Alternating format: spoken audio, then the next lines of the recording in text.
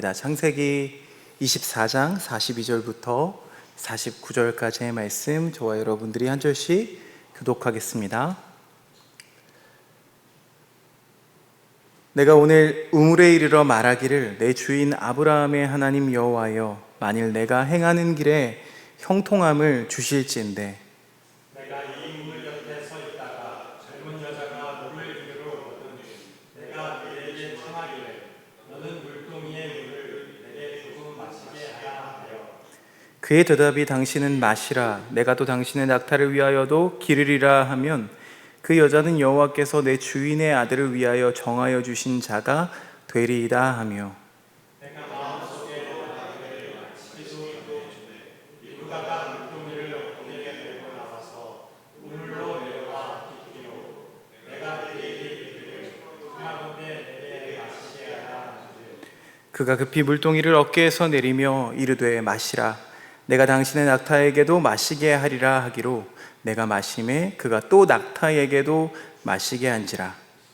내가 그에게 묻기를 내가 네 딸이냐 한즉 이르되 리브가가 아버지에서 나는 우리에게 약간이라 내가 호머리를 그의 코에 빼고 손목머리를 그의 손에 끼우고 내 주인 아브라함의 하나님 여호와께서 나를 바른 길로 인도하사 나의 주인의 동생의 딸을 그의 아들을 위하여 택하게 하셨으므로 내가 머리를 숙여 그에게 경배하고 찬송하였나이다. 이제 당신들이 인자함과 신실함으로 내 주인을 대접하려거니 내게 알게 해 주시고 그렇지 아니하더라도 내게 알게 해 주셔서 내가 누구든지 저러든지 행하게 하소서. 아멘.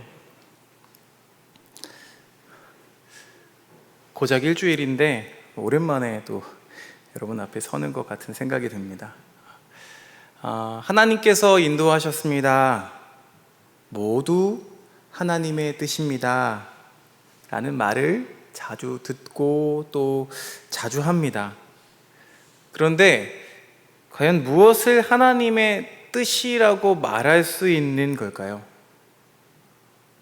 대부분의 경우에는 자신이 바라는 것을 성취되었음을 근거로 하나님이 응답하셨고 또 인도하셨다라고 고백합니다.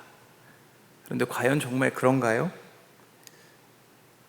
오늘 창세기 말씀에는 통찰력 있는 인물들이 등장합니다. 첫 번째 사람은요, 아브라함의 종입니다. 아브라함의 고향 하란으로 가서 이 며느리감을 찾아오라는 주인 아브라함의 명령을 받아서 길을 떠났던 사람입니다. 오늘 읽었던 말씀 42절 말씀을 우리 같이 세번역 성경으로 함께 읽어보겠습니다. 시작. 제가 오늘 우물에 이르렀을 때에 저는 이렇게 기도하였습니다. 주님 나의 주인 아브라함을 보살펴 주신 하나님, 주님께서 원하시면 제가 오늘 여기에 와서 하는 일이 잘 이루어지게 하여 주십시오. 아멘. 그렇게 기도하는 마음으로 떠나서는 정말로 하나님이 예비하신 여인 리브가를 만나게 되죠. 리브가의 입장에서 보아도 아무리 삼촌이라고 한들 이 삼촌의 얼굴은 단 한 번도 본 적이 없습니다. 게다가 지금 나를 데리러 온 이 사람이 아브라함에게서 온 사람인지 아니면은 다른 사람에게서 온 사람인지 믿을 만한 근거도 이 성경에는 나타나 있지 않습니다. 하지만 그럼에도 불구하고 리브가는 그 종을 따라서 길을 나서죠. 믿음의 계보를 잇는 여인이 되었습니다. 그리고 그녀의 남편인 이삭도 마찬가지입니다. 먼 발치에서 이제 아내가 될 여인을 기다리다가 아무런 말도 없이 그냥 리브가를 아내로 맞이합니다. 물론 성경에서 제외된 부분을 우리가 어떤 일이 있을 거라고 상상하는 건 조금 비약일 수 있습니다. 그러니까 지금 여기 나타나는 인물들, 아브라함의 종, 그리고 리브가, 이삭은요, 지금 자신에게 어떤 펼쳐지고 있는 그 만남과 상황을 전부 다 하나님께서 이끄신 상황으로 굳게 믿고 있는 거죠. 저는 이 말씀을 보면서 과연 이 사람들은 어떻게 이런 믿음을 가질 수 있었을까? 과연 이들은 어떻게 주님의 뜻을 그렇게 꿰뚫어 볼 수 있었을까 생각했습니다. 로마서 7장 15절 말씀에는 이런 말씀이 있습니다. 나는 내가 하는 일을 도무지 알 수가 없습니다. 저는 이 사도 바울의 고백이 아주 솔직한 고백이라고 생각합니다. 그러니까 자기 자신을 도무지 알다가도, 내가 하는 짓을 도무지 알다가도 모르겠다라고 말하는 이 사도 바울의 통렬한 외침이 꼭 우리의 심정을 대신해 주는 것 같습니다. 실제로 우리는 무언가 일을 마치고 나면 하나님께서 하셨습니다, 하나님께서 인도하셨습니다 라고 말하지만 정확히 그 인과관계는 설명할 수가 없습니다. 이처럼 상황이나 환경 때문이라고는 하지만 그런 상황에도 꿋꿋이 나아가는 그런 사람들이 있죠. 나는 꽤 괜찮은 사람이라고 생각하고 또 사람들 앞에서도 그럴듯해 보이지만, 그런데 실상은요, 남들이 보지 못하는 이 속마음은 아주 불안하고 흔들립니다. 사람이 제일 잘 속일 수 있고 또 무지한 대상은요, 다른 사람, 타인이 아니죠. 다름 아닌 자기 자신에 대해서 잘 모릅니다. 그렇게 나 자신도 알지 못하는 우리가 어떻게 하나님의 뜻을 헤아린다고 말할 수가 있을까요? 하나님을 향한 우리의 알미란, 여러분, 과연 믿을 만한 걸까요? 우리가 어떤 것이 좋은 것을 안다라고 말하려면 적어도 이거 써보니까 좋았다라는 자신의 경험이 있거나 혹은 그렇게 동의할 만한 근거가 있다는 말이죠. 단순히 그런 이야기가 들린다라던가 그런 말을 이렇게 내가 누구를 통해서 들었다라는 걸 기준으로 말하면 오류가 나기 십상입니다. 마찬가지로 예수님은 구원이시다 라는 이 사실을 우리가 참으로 안다면 어떤 상황에도 예수님께서 내 삶을 구원하시는 것을 믿고 또 그 믿음 때문에 평안하고 위로를 얻는 일이 먼저 선행되어야 합니다. 그런데도 우리의 삶을 돌아보면 여전히 암울하고 또 괴롭고 한숨이 나오고 불안하고 섭섭합니다. 이 예수님을 바라보고 있는 사도 바울의 외침도 우리와 동일한 것 같아요. 주님은 구원이십니다 라는 말씀도 도무지 실감나지 않을 때가 많은 거예요. 이런 말씀들이 다 자꾸만 상투적으로 들립니다. 그러니 우리는 예수님을 믿으면 구원을 얻는다는 것을, 그것을 그냥 들었다는 차원, 거기에서 머물러 있으면서 그것을 믿음이라고 착각하고 있는지도 모릅니다. 말씀이 기록하고 있고 또 예배 가운데, 설교 가운데 들었던 하나님을 하루하루 열리는 우리의 삶 속에서 두 눈을 크게 뜨고 발견해 나가야 하는데 도무지 지금 여기에 계신 그 하나님을 찾으려는 그 마음이 생기지 않는 이유는 무엇일까요? 우리가 보물지도를 손에 얻는다면 당장 찾아가서 삽을 들고 파기 시작할 텐데 여전히 지도만 붙들고 있는 이유를 말하고 있습니다. 이런 면에서 보면 세상의 기쁨이나 또 쾌락을 찾아서 교회를 등지시는 분들, 여전히 또 신앙 안에서 있으면서도 불안과 염려에 사로잡혀 있는 분들, 이런 분들은 예수님께 무관심하고 아니면 무지하다는 점에서 크게 다를 바가 없습니다. 마태복음에서 예수님은 이렇게 말씀하십니다. 마태복음 11장 25절 말씀 함께 읽어보겠습니다. 시작. 그때 예수께서 이렇게 말씀하셨다. 하늘과 땅의 주님이신 아버지, 이 일을 지혜있고 똑똑한 세상들에게는 감추시고 어린아이들에게는 드러내어 주셨으니 감사합니다. 이렇게 말씀하셨습니다. 우리는 하나님을 아는 지식, 하나님을 아는, 신학도 많이 알고 하나님에 대한 어떤 교리도 많이 알면 당연히 우리에게 도움이 된다고 생각하죠. 근데 여기서 성경이 말하는 지혜로운 자들은 바로 바리새파 사람들을 뜻합니다. 입만 열면 하나님에 관한 지식을 쏟아내던 사람들입니다. 자, 이와 달리 반대편에 있는 이 어린아이들은 어떻습니까? 무능하고 지혜 없다고 여겨졌던 사람들입니다. 아이들을 한번 생각해 보세요. 아이들은 이걸 해야 되고 저걸 해야 된다는 부담이 별로 없습니다. 애들은 그냥 두면은요, 밤이 새도록 또 놀아요. 그렇죠? 자야 된다, 씻어야 된다, 그렇죠? 숙제해야 된다, 계속 이렇게 잔소리를 해야만 아이들은 움직이죠. 이 모든 이유가 무엇일까요? 아이들이 이렇게 해야 되는 일을 모르면서 살아도 되는 이유는 무엇일까요? 그렇게 잔소리하는 또 부모가 있기 때문이죠. 어린아이들은 부모를 의존하며 살아갑니다. 부모의 품 안에서만 평안을 누릴 수 있다는 사실을 누구보다 잘 알고 있기 때문이죠. 그래서 아이들은 무서우면 엄마에게, 아빠에게 쪼르르 달려갑니다. 다른 사람은 몰라도 자기 부모만큼은 목숨을 걸고라도 자신을 지켜줄 것이라는 것을 잘 알고 있습니다. 반면에 이 바리새파 사람들은, 지혜 있다고 하는 사람들은 하나님을 향한 의존이 별로 없는 사람들입니다. 하나님을 필요로 하지 않습니다. 이 바리새파 사람들은 하나님을 스스로 잘 알고 있다는 그 지혜 때문에, 그 지식 때문에 얼마나 말씀을 지켜야 하나님께 합당한 사람인지, 또 용납받는 사람이 될 수 있는지, 그게 중요할 뿐입니다. 마치 이걸 하면 살 것 같고 저걸 안 하면 죽을 것 같은 그런 삶에 내몰려 있는 기복적인 신앙을 가진 우리들의 처지를 닮아 있습니다.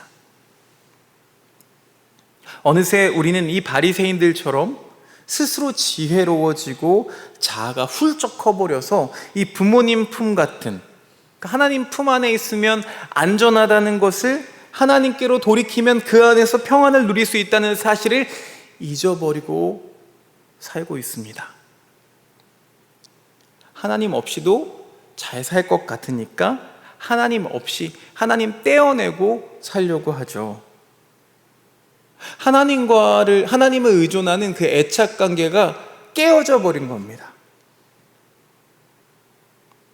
이것은 심지어 일상뿐만 아니라 교회 안에서도 신앙이며 또 하나님의 이름을 우리가 언급은 하지만 주어는 하나님이 아니라 늘 내가가 됩니다.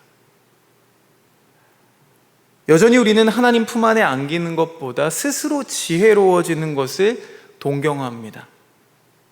어떻게 해야 사람들에게 존경을 받을까? 어떻게 해야 더 거룩해 보일까? 어떻게 해야 부자가 되고 어떻게 해야 성공할 수 있는지에만 온통 관심을 쏟습니다. 여러분, 하나님을 통해서가 아니라 하나님 안에서 우리가 평안할 수 있는데, 자꾸만 하나님을 아는 지식을 무엇을 얻기 위한 수단이나 도구로 여깁니다. 심지어 하나님을 그런 도구로 여깁니다.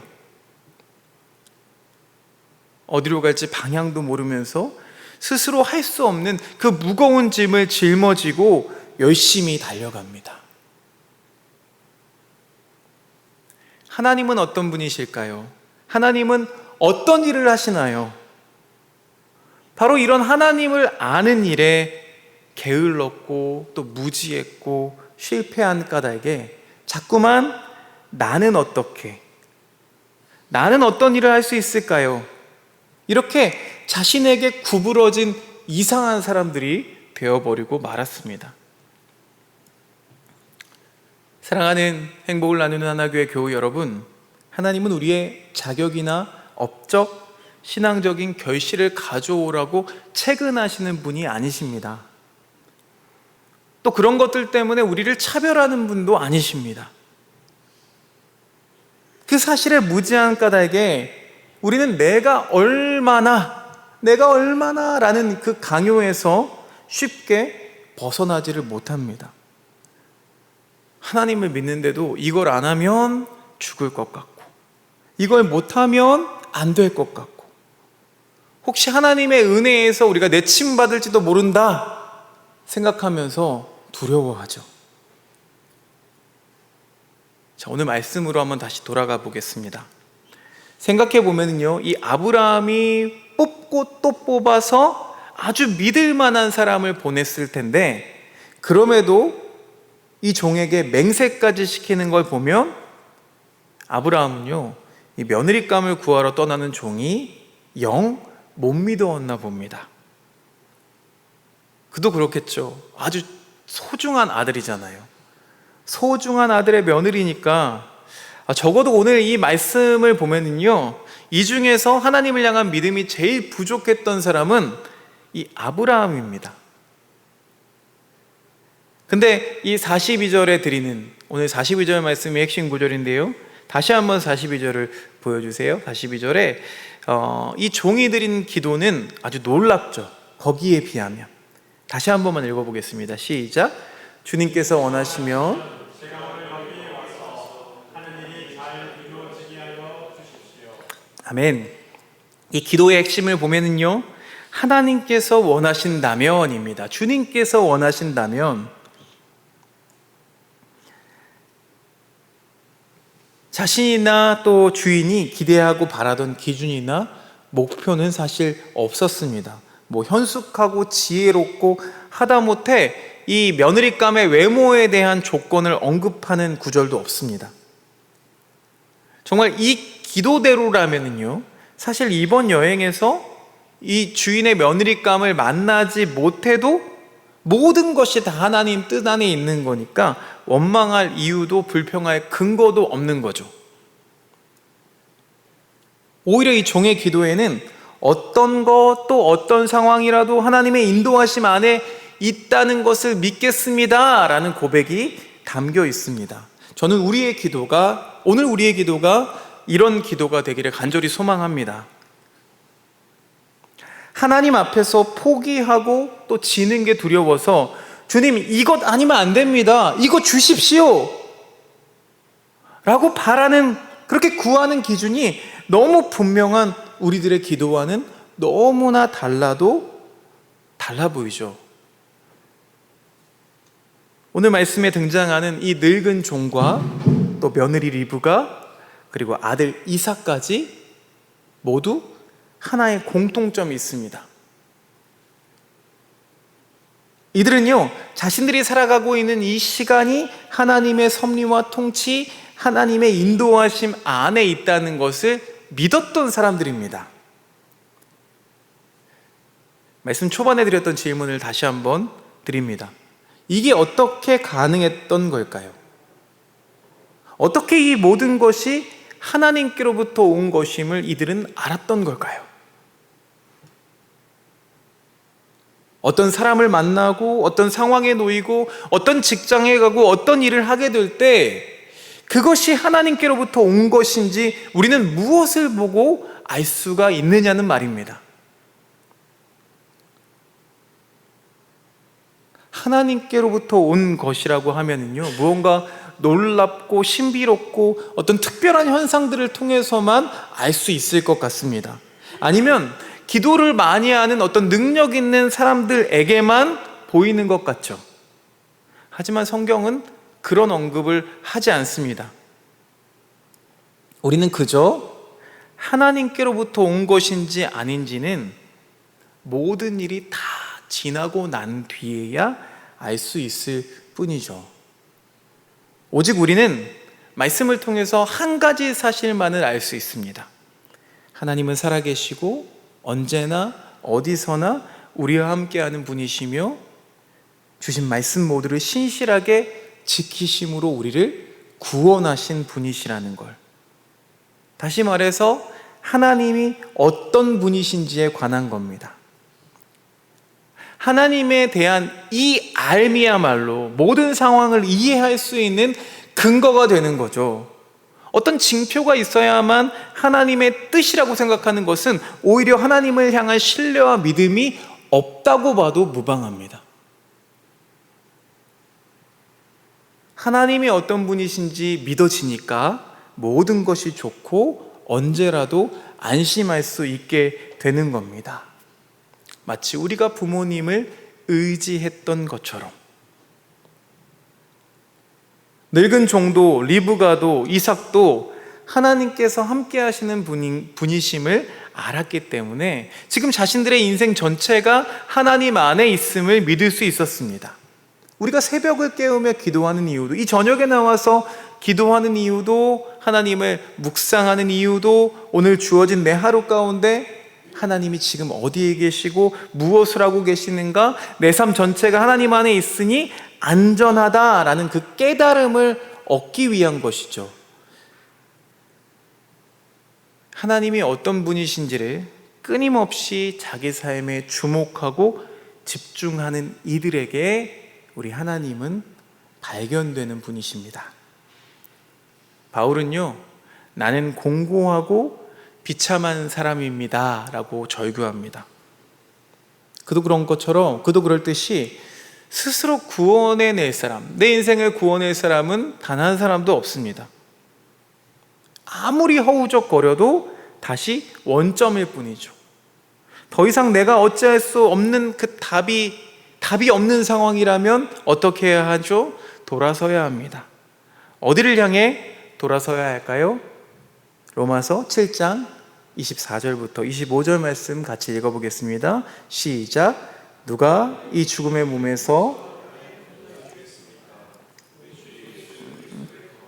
나를 건져주신 하나님께 감사를 드립니다. 아멘. 사도 바울은 자신을 건져주신 분은 오직 하나님뿐이라고 고백합니다.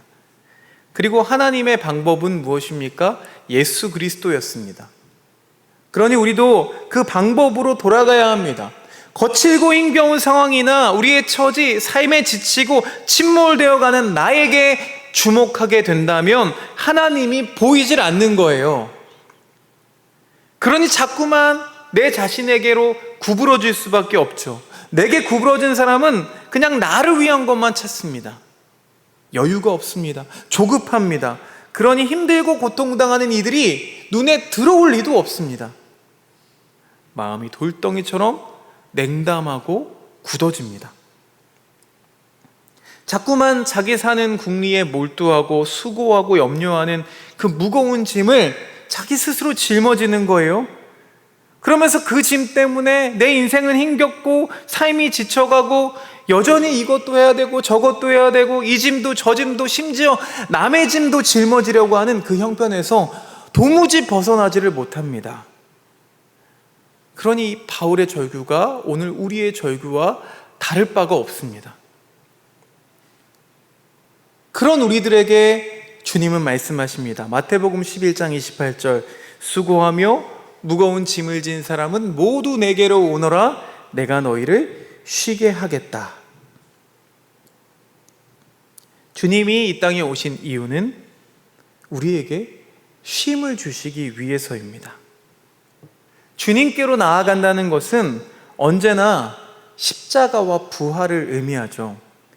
유대인들은 꺼리고 헬라인은 어리석다 말하는 그 십자가야말로 우리의 짐을 가볍게 해주는 능력이라는 것을 여러분 실감하십니까?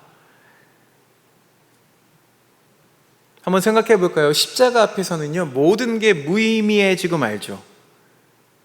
제가 지난번에도 말씀드렸지만 이 죽음 앞에서는 조급함도 탐욕도 다 힘을 잃는 겁니다. 비로소 짐에서 벗어나서 자유로움을 얻는 겁니다. 여러분, 예수님께로 가는 것, 또 십자가를 짊어지는 건 교회에 출석하고 예배드리는 게 다가 아니죠.